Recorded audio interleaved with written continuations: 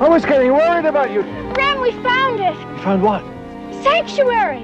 In 1977, CBS thought it had the next great sci-fi franchise. Logan's Run was coming off an Oscar-winning movie, with MGM behind it and a primetime slot. 11 episodes later, it was gone, buried in the schedule and quickly forgotten. For many viewers, the flaws don't matter. You remember the atmosphere, the music, the costumes, Heather Menzies and Gregory Harrison, and that iconic Sandman aesthetic. You remember the feeling of watching it in fuzzy broadcast quality, being a kid who didn't care about the budget, just being captivated by the hovercraft and the chase. So how does a show based on a hit film with network backing and a built-in fan base flame out in a single season?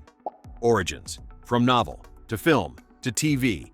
To understand why Logan's Run was such a big deal in 1977, you have to go back a decade. The story began as a 1967 dystopian novel by William F. Nolan and George Clayton Johnson, set in a future where nobody lives past 21. MGM adapted it into a 1976 film, starring Michael York and Jenny Agutter, and changed the age limit to 30. The movie's domed city, carousel ritual, and renewal theme were pure 1970s sci-fi.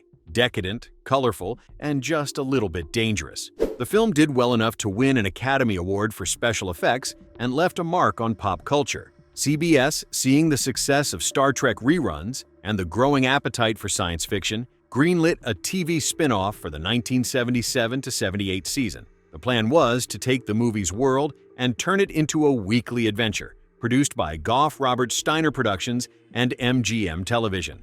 Logan's Run fit right into the trend. The late 70s were a boom time for televised sci-fi, but also a graveyard. Networks tried to cash in with shows like Planet of the Apes and The Fantastic Journey, most of which died young. Logan's Run was supposed to be the exception. The series even had science fiction pedigree behind the scenes, with veteran writer D.C. Fontana, best known for Star Trek, helping shape its early episodes.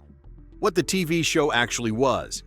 If you tuned in that fall, here's what you saw: a 23rd century Earth, post-apocalypse, with survivors living in a domed city where nobody could live past 30. Logan, a Sandman tasked with hunting down runners, starts to question the system. He escapes with Jessica, searching for the mythical sanctuary, and is pursued by his former partner Francis. The TV series reimagined the film's story as an ongoing chase. The pilot, a 75-minute event, took Logan and Jessica out of the city into the ruins of Washington, D.C., and introduced Rem, a wise android who joined the fugitives as comic relief and exposition machine. Their main ride? A solar-powered hovercraft, which became the show's visual signature. Each week, Logan, Jessica, and Rem would roll into a new settlement, uncover a dark secret, fix or escape the problem, and move on, always with Francis in pursuit. The cast: Gregory Harrison as Logan, Heather Menzies as Jessica, Donald Moffat as Rem, and Randy Powell as Francis, gave the show a steady core.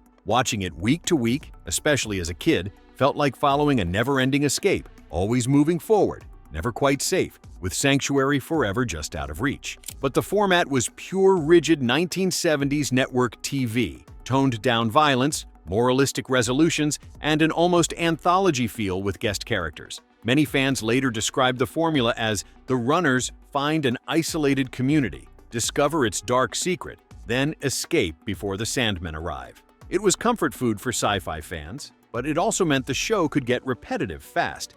Production changes and creative tug-of-war. How beautiful! Look how many there are! Why not? They know where life is good. Behind the scenes, Logan's Run was a tug-of-war. MGM wanted to capitalize on the film's adult sci-fi vibe, but CBS needed a family-friendly adventure. That meant softening the violence, sexuality, and the bleakest dystopian ideas. The network wanted something that could air at 8 p.m. and not scare off parents. Budget limits forced the show to reuse props and sets from other MGM productions. Visual effects couldn't compete with what audiences had just seen in Star Wars. The hovercraft looked cool, but the miniatures and matte paintings sometimes felt a step behind the times. Rem, the android, was added to lighten the tone and provide exposition. Yes, well, if it's all the same to you, I respectfully decline the honor. The choice is no longer yours. Actually, we won't need all of you, but some of your components will be of great help to us. My components? Indeed.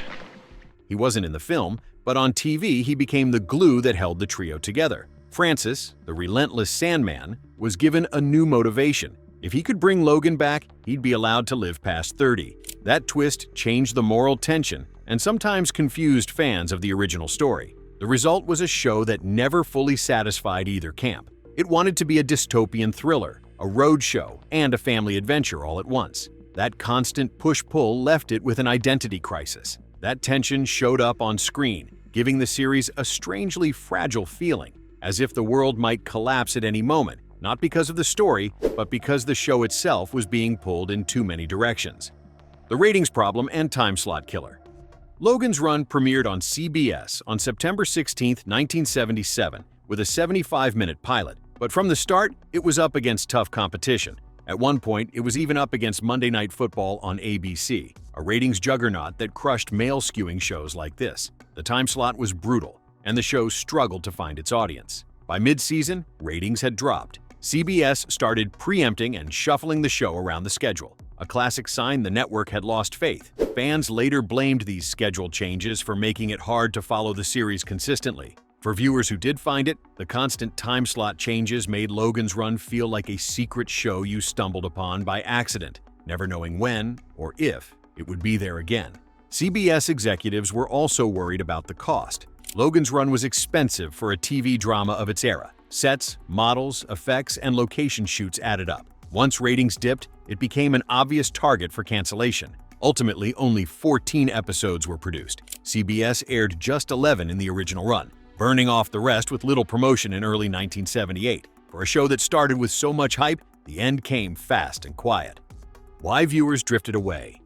It wasn't just the ratings or the time slot. The show itself had real problems. Many episodes followed the same pattern. Logan and Jessica arrive somewhere, meet seemingly utopian or weird locals, uncover a dystopian twist, and escape just in time. Critics and later fans describe this as repetitive and predictable. Compared to the 1976 movie's darker, sexier, and more provocative themes about youth culture and authoritarianism, the TV series felt watered down. The edge was gone. The show tried to be part roadshow, part philosophical dystopia, part family adventure, but often landed in a middle ground that satisfied no one perfectly. And by late 1977, Star Wars had raised the bar sky high for sci-fi visuals. TV audiences who had just seen big-screen spectacle were less forgiving of obvious miniatures and recycled sets. These issues didn't make the show worthless. Many fans still love its charm. But they made it an easy target when ratings dipped, and CBS needed to cut something. It wasn't that the ideas were bad. It was that the show rarely slowed down long enough to let those ideas sink in and haunt you the way the movie once did.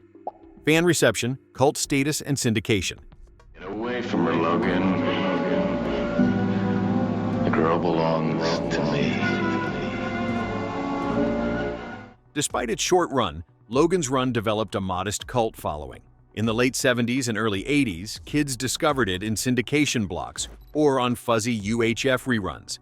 Some fans remember it as choice viewing for 70s teens, especially in the UK, even if they only later realized it had so few episodes. The entire series has since been released on DVD and continues to circulate among collectors and nostalgia fans.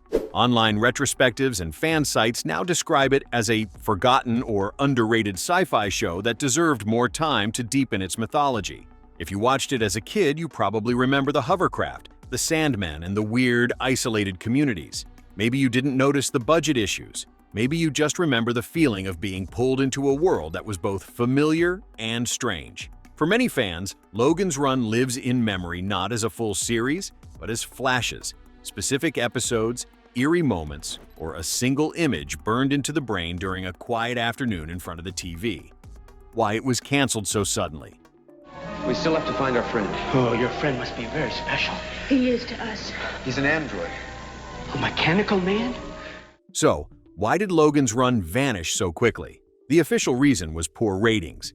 The show failed to capture a large enough audience in a tough time slot, and CBS responded with preemptions and schedule shifts that hurt it further. Business reality, Logan's Run was expensive for a TV drama of its era. Sets, models, effects, and location shoots. So once ratings dipped, it was an obvious target for cancellation.